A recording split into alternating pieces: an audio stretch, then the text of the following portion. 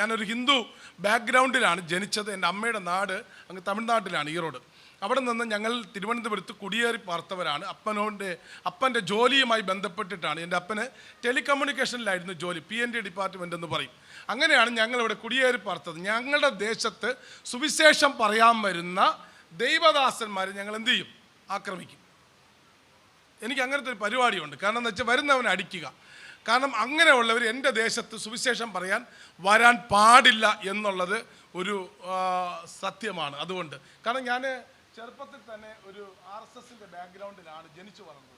അതുകൊണ്ട് ഹിന്ദുത്വം എൻ്റെ അകത്ത് കയറി ബ്ലഡിൽ അലിഞ്ഞിരിക്കുകയാണ്. അതുകൊണ്ട് എൻ്റെ ദേശത്ത് സുവിശേഷം അറിയിക്കാൻ വരുന്നവർ ആര് വന്നാലും അവർ ഞങ്ങൾ ഓട്ടിക്കും, ഞങ്ങൾ അടിക്കും. അങ്ങനെ ഒരു സുവിശേഷ വിരോധിയായി പല ദൈവദാസന്മാരെ അടിക്കുകയും അതുപോലെ തന്നെ 3 പ്രാവശ്യം പച്ചയ്ക്ക് ഈ ബൈബിൾ കത്തിക്കുകയും ചെയ്യും. ഒരാമേൻ പറയണം. ഇതിൻ്റെ പുറകിൽ വരുന്ന കാര്യങ്ങൾ കേൾക്കുമ്പോൾ നിങ്ങൾക്ക് മനസ്സിലാവും ഇതെന്തുകൊണ്ട് സംഭവിക്കുന്നു എന്നുള്ളത്. മനസ്സിലാവുന്നുണ്ടോ? കാരണം ദൈവം ഒരുവനെ വിളിച്ചിട്ടുണ്ടെങ്കിൽ, അവൻ്റെ മേൽ ദൈവത്തിൻ്റെ ശക്തി പകർന്നിട്ടുണ്ടെങ്കിൽ, അവൻ ഏത് പ്രതികൂലത്തിൽ കിടന്നാലും, ഏത് പ്രതിസന്ധിയിൽ കിടന്നാലും, ഏത് സാഹചര്യത്തിൽ വളർന്നാലും ദൈവത്തിൻ്റെ ടൈമിൽ ദൈവം അവനെ പൊക്കിയെടുക്കും. ഹല്ലേലൂയ. ഒന്ന് ആത്മാവിൽ അത് പ്രതികരിച്ചെടുത്തോണം. Price the Lord. വെറും 10 മിനിറ്റ് എൻ്റെ മുമ്പിലുള്ള സമയത്തിനകത്ത് നിൽക്കണം എന്നുള്ളത് എൻ്റെ ഒരു ഉത്തരവാദിത്തമാണ്. അങ്ങനെ സുവിശേഷ വിരോധിയായി 3 പ്രാവശ്യം കത്തിക്കുകയും അഭിഷിക്തന്മാരെ ഓട്ടിച്ചിട്ട് അടിക്കുകയും എൻ്റെ ദേശത്ത് ഏറ്റവും കൂടുതൽ വരുന്ന TPM വിശ്വാസികളാണ്. ആ TPM വിശ്വാസികളാണ് ഏറ്റവും കൂടുതൽ.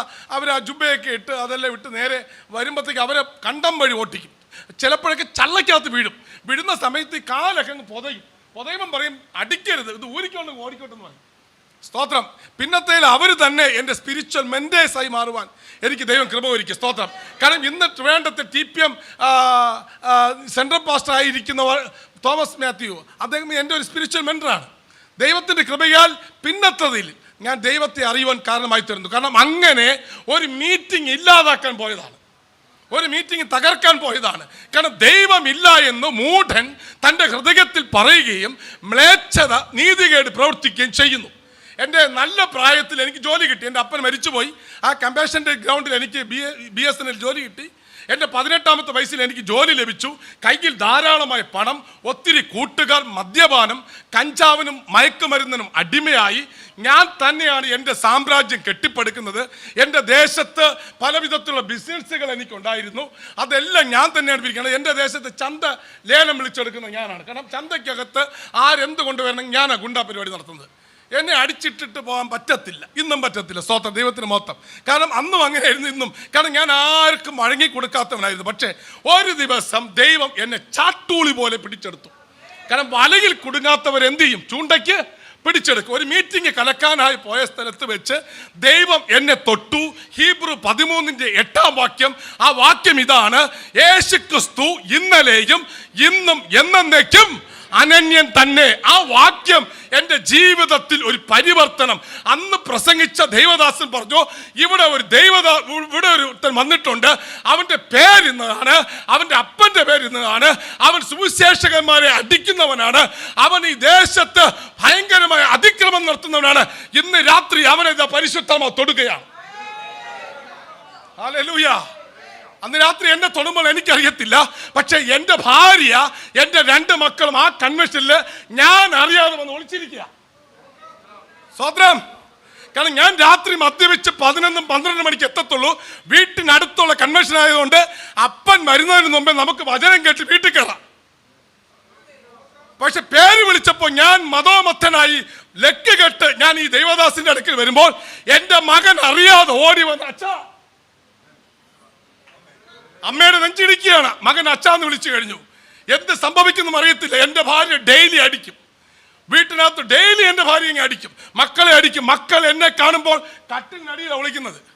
സ്വന്തം അപ്പനെ കാണുമ്പോൾ മക്കൾ പേടിക്കും. സ്തോത്രം. ഇന്ന് പകലിൽ ഞാൻ പറയാ, മക്കൾ അപ്പനെ കണ്ട് അമ്മയെ കണ്ട് പേടിക്കരുത്. എൻ്റെ അജ്ഞാന കാലത്ത് നടന്ന കാര്യമാ. എൻ്റെ മക്കൾ എൻ്റെ മുമ്പിൽ വരത്തില്ല, എൻ്റെ ഭാര്യ വിറയ്ക്കും. അന്ന് ആ ദൈവദാസൻ വിളിച്ചു നിർത്തുമ്പോൾ എനിക്കറിയത്തില്ല, എൻ്റെ മകൻ്റെ ലെഫ്റ്റ് കിഡ്നിക്ക് ഒരു കുഴപ്പമുണ്ട്, അവൻ്റെ കൈ പൊങ്ങത്തില്ല, 1 മിനിറ്റ് ഇരുന്ന് അവൻ്റെ കൈ തളർന്നു പോകും. ജനിച്ചത്തെ ലെഫ്റ്റ് അബ്ഡോമിന് ഒരു കുഴപ്പമുണ്ടായിരുന്നു. പക്ഷെ സ്പോട്ടിൽ വെച്ച് ദൈവം എൻ്റെ മകന് സൗഖ്യം കൊടുത്തു. ഈ യേശുക്രിസ്തു ഇന്നലെയും ഇന്നും എന്നേക്കും അനന്യനെന്നത് എത്ര സത്യം. ഒന്ന് കരമടിച്ച് ഹല്ലേലൂയ.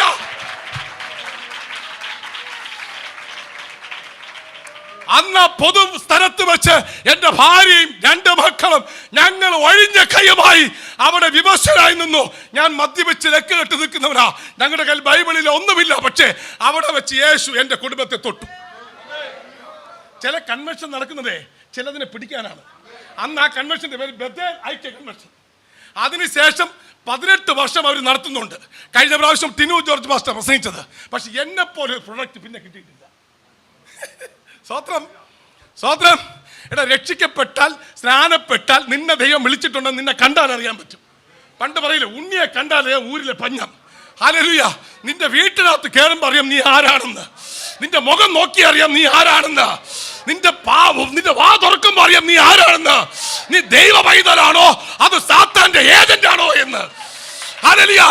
നന്മ ചെയ്യുന്നവൻ ദൈവം അറിയുന്നു, തിന്മ ചെയ്യുന്നവനെ ദൈവം കണ്ടിട്ടില്ല. ഈ ബൈബിള് 3 പ്രാവശ്യം കത്തിച്ചവനാ. എനിക്ക് ഇതിന്റെ ABCD ഒന്നും അറിയില്ല. പാസ്റ്റർ പറഞ്ഞ പോലെ കഴിഞ്ഞ ദിവസം പാസ്റ്ററിന്റെ ടെസ്റ്റ് മണി ഞാൻ കേൾക്കുകയാണ്. ബഥേലിന്റെ എല്ലാ മെസ്സേജും വീട്ടിൽ നിന്ന് കേൾക്കുക. അഭിഷിക്തന്റെ മെസ്സേജ് എനിക്കൊരു ചാർജാണ്. ഞാൻ BSNL മറ്റേ മൊബൈൽ ചാർജ് ചെയ്ത് കൊടുക്കുന്ന ആളാണ്. പക്ഷെ എനിക്ക് ചില ചാർജിങ് കിട്ടുന്ന ഇവർ പോലും അറിയുന്നില്ല. ഇവർ ചിന്തിക്കുന്നതെന്ന് വെച്ചാൽ പ്രസംഗിക്കുന്നു. പക്ഷെ ഞങ്ങളെപ്പോലത്തെ കുറച്ച് പേരൊക്കെ ചാർജ് ചെയ്യുന്നവരാ. അവരറിയുന്നില്ല ചാർജ് ചെയ്യുന്നത്. അവരറിയാതെ അവരുടെ സിം നമ്മുടെ കയ്യിൽ ഇരിക്കുക. അവർ ചാർജ് ചെയ്യുമ്പോൾ നമ്മൾ ബൂസ്റ്റ് ആകുകയാണ്. ഹല്ലേലൂയ. എഴുതാമോ? ഹല്ലേലൂയ. യേശു തൊട്ട സമയം മുതൽ 22/10/2007 ഹല്ലേലൂയ ഞാൻ യേശുവിനെ സ്വന്തം രക്ഷിതാവായി സ്വീകരിച്ചു. എൻ്റെ ഭാര്യയും ഞാനും യേശുവിനെ സ്വന്തം രക്ഷിതാവായി സ്വീകരിച്ചു. എനിക്ക് എൻ്റെ അപ്പൻ്റെ ജോലി, ഭാര്യ സെക്രട്ടറിയിലെ ഒരു സെക്ഷൻ ഓഫീസറായിരുന്നു. ഹല്ലേലൂയ. 2 മക്കൾ. ഹല്ലേലൂയ. കുടുംബം തകർന്ന് തരിപ്പണമായി ഇരുട്ട് ബാധിച്ച് ഇനി മുൻപോട്ടൊരു യാത്രയില്ല. കുടുംബക്കാർ, ചാർച്ചക്കാർ, ബന്ധുക്കളും സുഹൃത്തുക്കളും സകലം ഈ വേദപുസ്തകം എടുത്തുകൊണ്ട് വിട്ടുകളഞ്ഞു. സുവിശേഷം പറഞ്ഞുകൊണ്ട് എൻ്റെ അനുജൻ ആദ്യം വന്ന് നെഞ്ചിലൊരു ചവിട്ട്. എൻ്റെ അനുജൻ വന്ന് നെഞ്ചിൽ ഒറ്റ ചവിട്ടാ ചവിട്ടിയത്. നിനക്ക് വരെ പണിയൊന്നുമില്ലെന്ന് ചോദിച്ചു. ഹല്ലേലൂയ. പക്ഷെ വിളിച്ച ദൈവം വിശ്വസ്തനാണ്. ഈ വിശ്വാസത്തിൽ പുറകിലോട്ട് പോലെ കഴുത്തറുത്തിട്ട് എടുത്തു വെച്ചിട്ട് ആമേൻ പറഞ്ഞു മരിക്കും. ഹല്ലേലൂയ. തിരിച്ചു പോകാമെന്ന് പറഞ്ഞിട്ടല്ല വീട്ടിൽ നിന്ന് വന്നത്. ഇവിടെ വെച്ച് ഒടുങ്ങേണ്ടി വന്നാലും വിളിച്ചു പറയും യേശു മാത്രമാണ് ദൈവം, യേശു മാത്രമാണ് ദൈവം. 148 കോടി ജനവും ദൈവസഭയ്ക്കെതിരെ നിന്നാലും ഞങ്ങൾ വിളിച്ചു പറയും യേശു മാത്രമാണ് ലോകത്തിന്റെ രക്ഷകൻ. ഹല്ലേലൂയ. വിളിച്ച നാൾ മുതൽ എൻ്റെ വിളി എന്താണെന്ന് എനിക്ക് മനസ്സിലായി. എൻ്റെ വിളിയും തെരഞ്ഞെടുപ്പ് എന്തെന്ന് എനിക്ക് മനസ്സിലായി. ഞാൻ ജോലിക്ക് പോകും, വൈകുന്നേരം ടെസ്റ്റ് മണി പറയാൻ പോകും. കവലകൾ തോറും തിരുവനന്തപുരത്തുള്ള എല്ലാ കവലകളിലും ഞാൻ പരസ്യയോഗത്തിൽ പ്രസംഗിക്കും. വൈകുന്നേരം എൻ്റെ 2 മക്കളെയും കൊണ്ട് ഒരു ആക്റ്റീവ സ്കൂട്ടറുണ്ട്, അതിനകത്ത് ഇരുത്തി പിള്ളേരെയും കൊണ്ട് എൻ്റെ ഭാര്യയും കൊണ്ട് ഞങ്ങൾ എന്ത് ചെയ്യും? ഹല്ലേലൂയ. സുവിശേഷം പ്രസംഗിക്കാൻ പോകും. ഞാൻ അറിഞ്ഞ സത്യത്തെ വിളിച്ചു പറയും. ഹല്ലേലൂയ. അത് മരിക്കുവോളം വിളിച്ചു പറയും. ഈ കഴിഞ്ഞ ദിവസം 52 വയസ്സ് കഴിഞ്ഞ് 53 വയസ്സ് തുടങ്ങി. ഹല്ലേലൂയ. 18 വർഷം യേശുവിനെ അറിഞ്ഞിട്ടാ. കുറച്ച് ദിവസം കഴിഞ്ഞപ്പോൾ എനിക്ക് ഓഫീസിൽ പോകാൻ തോന്നുന്നില്ല. എൻ്റെ ഭാര്യയെ സെക്രട്ടറി കൊണ്ടുവിടും. അത് കഴിഞ്ഞ് ഇങ്ങനെ ഓഫീസിൽ പോകത്തില്ല. ഒരു പൊതി ചോറും കൊണ്ട് ഇതുപോലത്തെ 21 ദിവസത്തെ ഉപവാസം നടക്കുന്ന സഭകളിൽ ചെന്നിരിക്കും. ഏതെങ്കിലും സൈഡിൽ നിന്ന് ആഹാരം കഴിക്കും. 1 മാസം കഴിഞ്ഞ് ഓഫീസർമാർ വീട്ടിൽ വന്നു, അനിൽ സാർ ഓഫീസിൽ വരുന്നില്ലെന്ന്. എൻ്റെ ഭാര്യയെ ചോദിച്ചു, നിങ്ങൾ എവിടെ പോകുന്നു? എന്നെ കൊണ്ട് ഓഫീസിൽ വിട്ടിട്ട് നിങ്ങൾ എങ്ങോട്ട് പോകുന്നു? ഏതൊരു പെണ്ണിന് സംശയം തോന്നും. ഞാൻ പറയും എനിക്ക് ഓഫീസിൽ പോകാൻ തോന്നുന്നില്ല. എന്താ? എനിക്ക് വചനം കേൾക്കണം, എൻ്റെ വിളിയിലേക്ക് എനിക്ക് തിരിയണം. എൻ്റെ മക്കളോട്, എൻ്റെ ഭാര്യയോട് ഞാൻ കാര്യം ഷെയർ ചെയ്തു. 2020 ഹല്ലേലൂയ. ഒരു ദിവസം രാത്രിയിൽ ജനുവരി മാസം ഞാൻ ദൈവത്തോട് മുട്ടയിലിരുന്ന് പ്രാർത്ഥിക്കുക. ദൈവമേ, എനിക്കൊരു ഒരു അടയാളം കാണണം. അന്ന് രാത്രി 12:45 പ്രാർത്ഥിച്ചിട്ട് ഞാൻ യൂട്യൂബ് തുറക്കുമ്പോൾ കായംകുളം ബി മോനച്ചൻ പാസ്റ്റർ കായംകുളം അദ്ദേഹത്തിൻ്റെ മെസ്സേജ്, ദൈവത്തിനു വേണ്ടി ജോലി റിസൈൻ ചെയ്ത് പ്രവർത്തി ചെയ്യുന്ന ഈ ലോകത്ത് ഒറ്റ ദൈവം യേശുക്രിസ്തു മാത്രമാണ്. അന്ന് രാത്രി ഞാൻ പാസ്റ്ററിനെ വിളിച്ചു. പാസ്റ്റർ പിറ്റേ ദിവസം പൂവാറിൽ ഒരു മീറ്റിങ്ങിന് വേണ്ടി വരുന്നത് ഹൈവേ വഴിയാണ്. പാസ്റ്ററിന് അറിയാം, കോവളം ബൈപ്പാസും അനന്തപുരി ഹോസ്പിറ്റലുണ്ട്. അനന്തപുരി ഹോസ്പിറ്റലിന്റെ ആ ക്യാൻറ്റീനകത്ത് വെച്ച് എൻ്റെ റിസൈൻ ലെറ്റർ, ഞാൻ രാജിവെക്കാൻ VRS എടുക്കുന്ന ലെറ്റർ പാസ്റ്റർ അവിടെ വെച്ച് പ്രാർത്ഥിച്ചു. ഹല്ലേലൂയ. ബി മോനച്ചൻ മരിച്ചിട്ടില്ല, ഇന്നും ജീവനോടിരിക്കുന്ന. ഹല്ലേലൂയ. അദ്ദേഹം അവിടെ വെച്ച് പ്രാർത്ഥിച്ചു, നിന്റെ ഇഷ്ടം പോലെ തന്നെ സംഭവിക്കട്ടെ. ഞാൻ പറഞ്ഞു എനിക്ക് ജോലിക്ക് പോകാൻ പറ്റത്തില്ല. ഏകദേശം 1.5 ലക്ഷം രൂപ ശമ്പളമുള്ള ഒരു നല്ല ജോലി ഉപേക്ഷിക്കുമ്പോൾ പലരും വിചാരിക്കുന്നതെന്ന്. എല്ലാവരും ഉപേക്ഷിക്കരുത്. ജോലിയുള്ളവരാരും ചാടി ഇറങ്ങി. ഇതിനകത്ത് ഇറങ്ങുമ്പോൾ സൂക്ഷിച്ചിറങ്ങണം. ഇത് 20 തരം മൂർച്ചയുള്ള ആയുധമാണ്. അല്ല ചുമ്മാ വെള്ളത്തിലോട്ട് ചാടി ഇറങ്ങിയിട്ട് അയ്യോ അമ്മ എന്നൊന്നും പറയരുത്. ഹല്ലേലൂയ. ഇതിനകത്ത് ഇറങ്ങുമ്പോൾ സൂക്ഷിച്ചിറങ്ങണം. 1.5 ലക്ഷം രൂപ ജോലി. ആ അനന്തപുരി ഹോസ്പിറ്റലിന്റെ ആ ചെറിയ ഒരു ക്യാൻറ്റീനകത്ത് വെച്ച് 2 ജ്യൂസ് മേടിച്ചിട്ട് അവിടെ വെച്ച് പ്രാർത്ഥിച്ചുകൊണ്ട് ഉച്ചയ്ക്ക് ഓഫീസർമാർ കൈ കൊടുക്കുമ്പോൾ പറഞ്ഞു, അനിൽ പാസ്റ്ററെ, എന്നെ വിളിക്കുന്നത് അങ്ങനെ എൻ്റെ ഓഫീസിനകത്ത് മൊത്തം, നീ വേണമെങ്കിൽ റിസൈൻ ചെയ്യണ്ട, സുവിശേഷം റിസൈൻ ചെയ്യും. ഞാൻ ഇല്ല, ഇവിടെ നിങ്ങൾക്കൊരു ബാധ്യതയാണ്, നിങ്ങൾക്ക് ബേർഡനാണ്, ഞാൻ നിങ്ങൾക്കൊരു തലവേദനയാണ്, ഇവിടെ വെച്ച് പരിപാടി തീർത്താം. അങ്ങനെ ജനുവരി മാസത്തിൽ ഞാൻ എന്ത് ചെയ്തു, ആ റിസൈൻ ലെറ്റർ കൊടുത്ത് 2020 ഫെബ്രുവരി മാസം 29-ാം തീയതി BSN സ്വമേധ റിട്ടയർമെന്റ് മേടിച്ചു. 5 മിനിറ്റ് കൊണ്ട് നിർത്താം. സ്തോത്രം. പറയാതിരിക്കാൻ നിവൃത്തിയില്ല. ജോലി രാജിവെച്ച് വീട്ടിൽ വന്ന് 10 ദിവസം കഴിഞ്ഞു. ഹല്ലേലൂയ. ദൈവത്തിന് മഹത്വം ഉണ്ടാകട്ടെ. ഒരു 7 ദിവസത്തെ മീറ്റിംഗ് എൻ്റെ ദേശത്ത് ഞാൻ വെക്കാൻ വേണ്ടി എല്ലാം സജ്ജീകരണം ചെയ്തു. മാർച്ച് മാസം 23-ാം തീയതി മീറ്റിംഗ് സ്റ്റാർട്ട് ചെയ്യുന്നു. അന്ന് കൊറോണയുടെ ലോക്ക്ഡൗൺ അന്നുണ്ടായി. എൻ്റെ മീറ്റിംഗ് ഫ്ലോപ്പ് ആയില്ല കാര്യം. പലരും വിളിച്ചു പറഞ്ഞു, നിന്റെ തെരഞ്ഞെടുപ്പ്, നിന്റെ ഇതെല്ലാം തെറ്റിപ്പോയി. ഞാൻ പറഞ്ഞു, എനിക്ക് തെറ്റിയാലും എന്നെ സൃഷ്ടിച്ച ദൈവത്തിന് ഒന്നും തെറ്റത്തില്ല. നിങ്ങളെ വിളിച്ച ദൈവം വിശ്വസ്തനാണ്. നിങ്ങൾക്ക് തെറ്റിയാലും, നിങ്ങൾ റൂട്ട് മാറിപ്പോയാലും ദൈവം ആ റൂട്ടിൽ നിന്ന് നിങ്ങളെ പിടിച്ച് തിരിച്ചു കൊണ്ടുവരും. ഇന്ന് പകൽക്കാലം എത്ര പേർ വിശ്വസിക്കുന്നുണ്ട്? നിനക്ക് മനുഷ്യർക്ക് തെറ്റും, മനുഷ്യരുടെ വാക്കുകൾ തെറ്റോ, പക്ഷെ ദൈവത്തിന്റെ വാക്ക് ഒരു കാലത്തും തെറ്റത്തില്ല. അവൻ മാറാത്തവനായി. ഹല്ലേലൂയ. എല്ലാവരും പറഞ്ഞു തെറ്റിപ്പോയി, നീ റിസൈൻ ചെയ്ത് തെറ്റായി പോയി എന്ന് പറഞ്ഞു. കാരണം ജോലിക്ക് പോകാതെ വീട്ടിലിരുന്നാൽ അന്ന് 1.5 ലക്ഷം കിട്ടും. 1.5 വർഷം ലോക്ക്ഡൗൺ ആയിരുന്നു. വീട്ടിനകത്ത് എനിക്ക് ശമ്പളമില്ല. ഞാൻ ജോലി രാജിവെച്ച് പോയത് ശമ്പളം കിട്ടോ? VRC ശമ്പളം കിട്ടോ? ഇല്ല. കഴിഞ്ഞ ജനുവരിയിൽ വരെ വാങ്ങിച്ച 1.5 ലക്ഷം രൂപ. ഫെബ്രുവരി മാർച്ച് മുതൽ ഞാൻ വെറുതെ ഇരിക്കുക. വീട്ടിലിരുന്നപ്പോൾ പലരും പറഞ്ഞു, നിന്റെ തെരഞ്ഞെടുപ്പ് തെറ്റായി. ഞാൻ ഒരിക്കലും തെറ്റിയിട്ടില്ല. ഞങ്ങൾക്ക് കിട്ടിയ തുക കൊണ്ടുവന്ന് അന്യജാതിക്കാർക്ക്, കഷ്ടപ്പെട്ടവർക്ക് എല്ലാം ദാനകർമ്മം ചെയ്തു. സ്തോത്രം. അങ്ങനെ ഒരു ദിവസം വീട്ടിലിരിക്കുമ്പോൾ ഞാനും എൻ്റെ ഭാര്യയും പറഞ്ഞു, നമുക്ക് കൊറോണ വന്നില്ല, പക്ഷേ SARS 2 രണ്ടാമത്തത് വന്നു. എൻ്റെ ഭാര്യയ്ക്ക് ആദ്യത്തെ അസുഖം വന്ന് മാറി. രണ്ടാമത് എനിക്ക് വന്നപ്പോൾ 2 കണ്ണും പുറത്തു വന്നു, തള്ളി. വീട്ടിനകത്തെല്ലാം പഞ്ചായത്തുകാരെ കൊണ്ട് ചുവപ്പ് കൊടിയങ്ങ് കെട്ടി. ഹല്ലേലൂയ. എൻ്റെ ഭാര്യയെ മാറ്റി, ഞാൻ ഒറ്റയ്ക്കായി. ഹല്ലേലൂയ. മരണം മുഖാമുഖമായി കണ്ടു. രണ്ടാമത്തെ നിലയിൽ നിന്ന് താഴോട്ട് വരാൻ പറ്റാത്ത നിലവാരത്തിൽ അവിടെ പെട്ടുപോയി. സ്വന്തം മൂത്രം കുടിക്കേണ്ട അവസ്ഥയുണ്ടായി. സ്തോത്രം. ആ കണ്ണ് തള്ളി മരണം മുഖാമുഖമായി കിടക്കുമ്പോൾ അന്ന് രാത്രി ഞാൻ സ്വർഗത്തോട് പറഞ്ഞു, എന്നെ വിളിച്ചു വേർതിരിച്ച നീ ദൈവമേ, എൻ്റെ പ്രാണനെ എടുക്കുകയല്ല വേണ്ടത്, എനിക്ക് 100 വയസ്സ് വരെ ജീവിച്ച എൻ്റെ ദൈവത്തെ മഹത്വപ്പെടുത്തണം. അന്ന് രാത്രി സ്വർഗം എനിക്കൊരു പാട്ട് തന്നു. ഹല്ലേലൂയ. നല്ല ഗായകനായ അനിലൂർ ആ പാട്ട് പാടിയിട്ടുണ്ട്. സ്തോത്രം. ഹല്ലേലൂയ. ദൈവത്തിന് മഹത്വം. അന്ന് രാത്രി ഹല്ലേലൂയ. പാപത്തിൻ ചേറ്റിൽ നിന്നും എന്നെ താങ്ങിയ പൊൻകരമേ, ശാശ്വതമാ പാറമേൽ എൻ്റെ കാലുകൾ ഉറപ്പിച്ചോനേ, കരുണയിൻ നായകനെ. ആ പാട്ട് യൂട്യൂബിൽ സെർച്ച് ചെയ്താൽ നിങ്ങൾക്ക് കിട്ടും. അന്ന് രാത്രി പാടി. പലരും എന്നെ മരിച്ചുവെന്ന് കണക്കാക്കി. പക്ഷേ അവിടെ നിന്ന് സ്വർഗം എന്നോട് പറഞ്ഞു, നിന്നെ ഞാൻ ദേശങ്ങളും രാജ്യങ്ങളിലേക്കും. അങ്ങനെ 2000 ലോക്ക്ഡൗൺ കഴിഞ്ഞ് ഞാൻ എൻ്റെ വീട്ടിൽ നിന്നും യാത്ര പറഞ്ഞു. 1.5 വർഷക്കാലം 29 സംസ്ഥാനം, 6500 ഗ്രാമം, 3500 പട്ടണം, 2500 ചെറുപട്ടണം നടന്നുപോയി പ്രാർത്ഥിക്കാൻ ദൈവം കൃപ ഒരുക്കി. ഞാൻ ജനിച്ച നാട്ടിനകത്ത് എൻ്റെ യേശുവിന് വേണ്ടി ഞാൻ സഞ്ചരിക്കുവാൻ ഇടയായി. മ്യാൻമർ, ഭൂട്ടാൻ, നേപ്പാൾ, ബംഗ്ലാദേശ് എന്ന 4 രാജ്യങ്ങളടക്കം 1.5 വർഷം യേശുവിന് വേണ്ടി. ഹല്ലേലൂയ.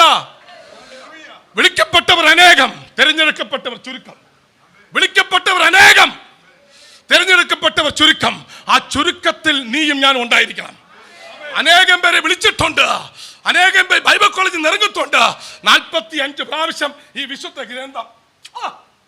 പാസ്റ്റർ പറഞ്ഞു, ഇതെടുത്ത് ഇത് വല്ല സീമാറ്റിയുടെ കവറിനകത്ത് കൊണ്ട് നടക്കേണ്ടതല്ല, ഏതെങ്കിലും ബാഗ് ഇത് തലയിൽ ചുമന്നോട് നടക്കണം. അല്ല, ഇത് ഉമ്മ കൊടുത്ത് വേണം എടുക്കാൻ. ഹല്ലേലൂയ. ഹല്ലേലൂയ. ആരൊക്കെ എന്ത് പറഞ്ഞാലും ഞാൻ തീർന്നു പോയെന്ന് പലരും പറഞ്ഞു. ഇവനാരടാ BSN ജോലിയും കളഞ്ഞിട്ട് ഒരുത്തൻ സുവിശേഷ വേല ചെയ്യുന്നു. നിങ്ങൾക്കിത് വയറ്റിപ്പഴപ്പായിരിക്കും, എനിക്കിത് ജീവിതമാണ്. മലയാള മനോരമ പത്രത്തിനകത്ത് ഒരു കുടുംബം ആത്മഹത്യ ചെയ്തു എന്ന് കേൾക്കേണ്ട സ്ഥലത്ത് ഇന്നേക്ക് 18 വർഷത്തിന് മുമ്പ് ഒരു പൊതുമൈതാനത്ത് വെച്ച് എന്നെ ദൈവം തൊട്ടു. ആ തൊട്ട ദൈവത്തെ എനിക്ക് നന്നായിട്ട് അറിയാം. ആ ദൈവം എന്നോട് പറഞ്ഞു, എന്റെ ജീവ അവസാനത്തോളം ഞാൻ നിന്നോട് കൂടെ ഉണ്ട്. ഹല്ലേലൂയ. ഹല്ലേലൂയ. ഞാൻ 29 സ്റ്റേറ്റും താണ്ടി വീട്ടിൽ വരുമ്പോൾ ഞാൻ ദൈവത്തോട് ചോദിച്ചു, ഇനി എങ്ങോട്ടാ യാത്ര? ഞാൻ തിരഞ്ഞെടുക്കപ്പെട്ട ചുരുക്കത്തിലാണോ? സ്വർഗം പറഞ്ഞ് നിന്നെ യൂറോപ്യൻ രാജ്യങ്ങളിലേക്ക് പറഞ്ഞയക്കും. കഴിഞ്ഞ മാസം ഇതേ സമയത്ത് ഞാൻ എവിടെയെന്നറിയാമോ? ലക്സംബർഗിലാണ്. ഹല്ലേലൂയ. ഇവിടുത്തെ ഓരോ ദേവദാസന്മാർ പോകാത്ത സ്ഥലത്ത് ഈ കാലും കൊണ്ട് സ്വർഗം എന്നെ കൊണ്ടുപോയി.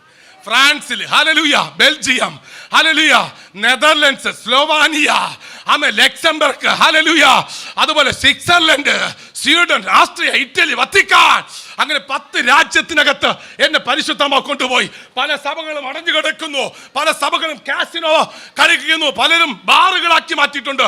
ഒറ്റ സഭയ്ക്കകത്ത് ആളില്ല. കേരളത്തിലെ 14 ജില്ലയ്ക്കകത്ത് ഏതെങ്കിലും ഒരു സ്ഥലത്ത് 21 ദിവസം ഉപവാസം ഇരുന്നിട്ട് എന്തെങ്കിലുമൊക്കെ ഉണർവെന്ന് പറഞ്ഞാലേ ഇറങ്ങുന്നതല്ല. ഞാൻ അതിന് വളരെ വ്യക്തമായിട്ട് പറയാം. പത്തനംതിട്ടയിൽ നല്ല വാഗവൃക്ഷമുണ്ട്. എത്രയോ അടി താഴ്ചയിലും എത്രയോ അടി ഉയരത്തിലും. അതിന്റെ ഏറ്റവും മുകളിലത്തെ ഏറ്റവും ചെറിയ ചില്ലയിൽ ഒരു ചെറിയ മീമൽ പക്ഷി വന്ന് ഇരിക്കുന്ന സമയത്ത് ആ ചില്ല ഒന്നിങ്ങനെ അനങ്ങും. ആ ചില്ല ഒന്ന് അനങ്ങുമ്പോൾ ഈ പക്ഷി വിചാരിക്കുന്നറിയാമോ? ഞാൻ ഇരുന്നത് കാണും ഈ വാഗവൃക്ഷം മുഴുവൻ അനങ്ങുകയാണെന്ന്. നിങ്ങൾ ഇവിടെ നിന്ന് ആരാധിക്കുമ്പോൾ ഇന്ത്യ മുഴുവനും കുലുങ്ങുന്നില്ല, നീ മാത്രമേ കുലുങ്ങത്തുള്ളൂ. ഈ പക്ഷി ഇങ്ങനെ ആടും ഇങ്ങനെ. അപ്പൊ പക്ഷി വിചാരിക്കുന്നറിയാമോ? ഞാൻ ഇരുന്നത് കൊണ്ടാണ് ഈ വൃക്ഷം മുഴുവനും കുലുങ്ങുന്നത്. പക്ഷെ നിങ്ങൾ അങ്ങോട്ട് ഇറങ്ങി നടക്കണം, ഇറങ്ങി അങ്ങോട്ട് വിശാലമായ സ്ഥലത്തോട്ട് പോകണം. പല സഭകളും വിൽക്കായിട്ടിരിക്കുക, ലക്ഷക്കണക്കിന് രൂപയ്ക്ക് വിൽക്കായിട്ടിരിക്കുക. നമ്മൾ ഇവിടെ നിന്ന് ആരാധിച്ചാൽ പോരാ, രാജ്യത്ത് സുവിശേഷീകരണം നടക്കണം.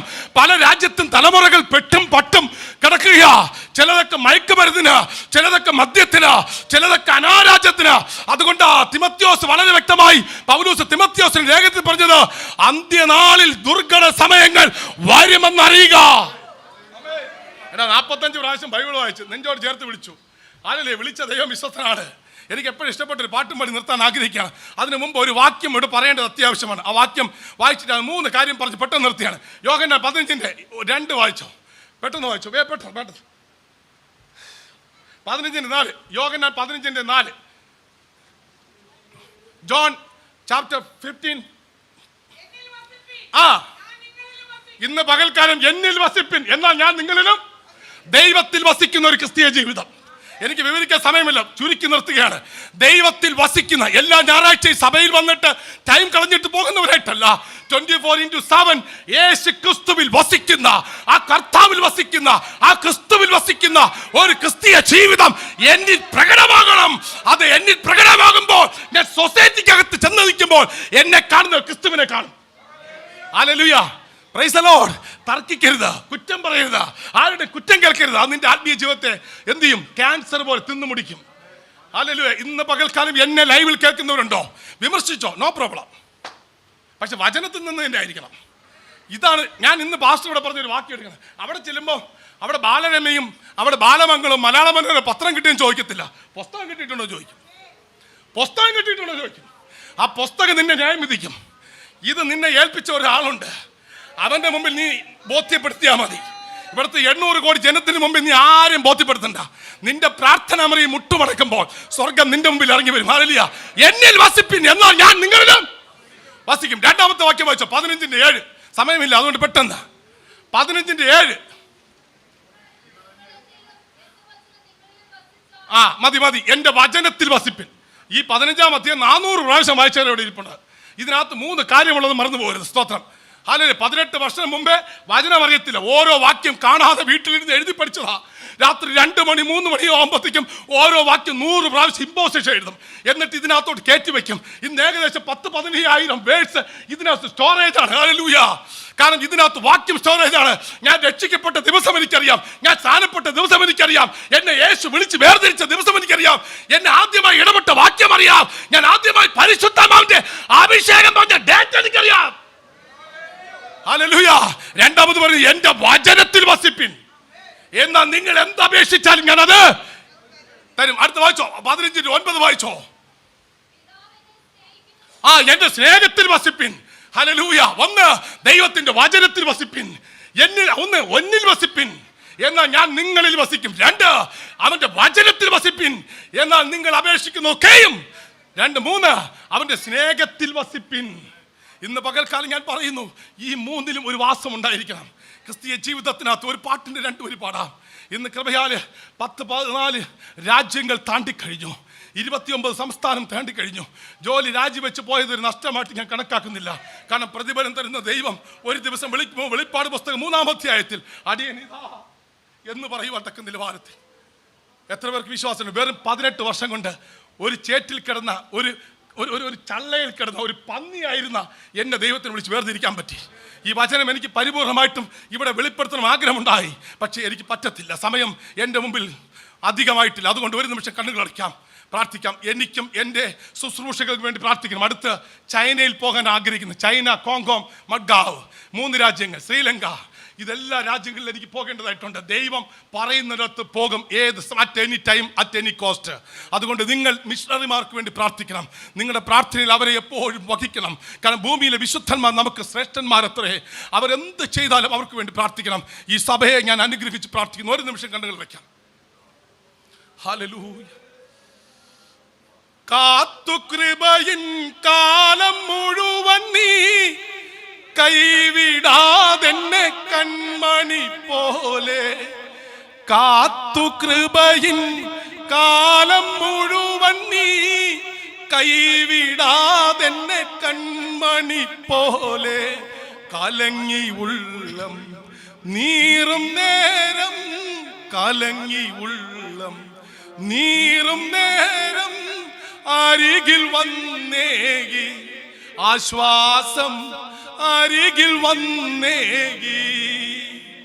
മമമണാള നിൻ പ്രേമത്താലേ, മമമണാള നിൻ സ്നേഹത്താലേ നിറയുന്നേ എൻ ഉള്ളാമിന്നേരം, നിറയുന്നേ എൻ ഉള്ളാമിന്നേരം. എത്ര പേർ പാടും? മമമണാള നിൻ സ്നേഹത്താലേ, മമമണാള നിൻ പ്രേമത്താലേ നിറയുന്നേ എൻ ഉള്ളാമിന്നേരം, നിറയുന്നേ എൻ ഉള്ളാമിന്നേരം. നാൾ തോറും ഞങ്ങളുടെ ഭാരങ്ങൾ ചുമക്കുന്ന നല്ല കർത്താവേ, കിട്ടിയ സമയത്തിനകത്ത് നിന്നുകൊണ്ട് കുറച്ച് കാര്യങ്ങൾ ഷെയർ ചെയ്യുവാൻ സ്വർഗത്തിലെ അപ്പച്ചൻ എനിക്ക് തന്ന വലിയ കൃപയ്ക്കായി സ്തോത്രം.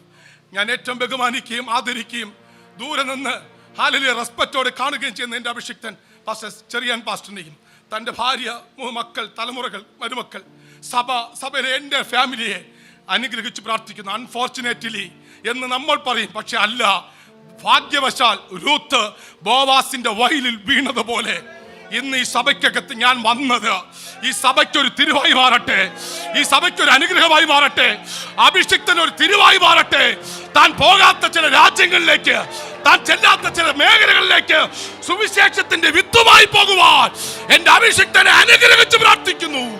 ആ കുടുംബം ദേശത്ത് ലെബനോനിലെ ദേവദാരു പോലെ, കാട്ടുവത്തിന്റെ കൊമ്പനെ പോലെ തല ഉയർത്തി ദൈവത്തിൽ നിന്നുള്ള അനുഗ്രഹങ്ങൾ പ്രാപിക്കുവാൻ സ്വർഗം ഇടയാക്കേണ്ടതിനായി സ്തോത്രം. ഈ മാസം 5-ാം മാസമാണ്, മന്ത് ഓഫ് ഗ്രേസ്. ആ ദൈവിക കൃപ ഓരോ വിശ്വാസികളുടെ മേലും അഭിഷിക്തന്മാർമേലും ഉണ്ടാകട്ടെ എന്ന് പ്രാർത്ഥിക്കുന്നു. ഭൂമിയിലെ സകല വിശുദ്ധന്മാർക്കും, സകല ഭൂമിയിലെ ദൈവാരാധന നടത്തുന്ന സഭകൾക്കും അഭിഷിക്തന്മാർക്കും ഈ അനുഗ്രഹം ചൊരിഞ്ഞുകൊണ്ട് അടിയന് തന്ന സമയത്തിനകത്ത് നിന്നുകൊണ്ട് പ്രാർത്ഥിച്ച് ഇവരെ പിതാവിൻ്റെയും പുത്രന്റെയും പരിശുദ്ധാത്മാവിന്റെ നാമത്തിൽ അനുഗ്രഹിച്ച് പ്രാർത്ഥിക്കുന്നു. ദൈവിക കൃപയോടും സമാധാനത്തോടും ഞങ്ങളെ ഓരോരുത്തരും പറഞ്ഞയക്കുന്നതിനായി സ്തോത്രം. എല്ലാ മകത്വം അർക്കപ്പെട്ട കുഞ്ഞാണ് യേശുവിൻ നാമത്തിൽ തന്നെ ആമേൻ. കരമടിച്ച ദൈവത്തിന് മഹത്വം കൊടുത്താട്ടെ. ഹല്ലേലൂയ.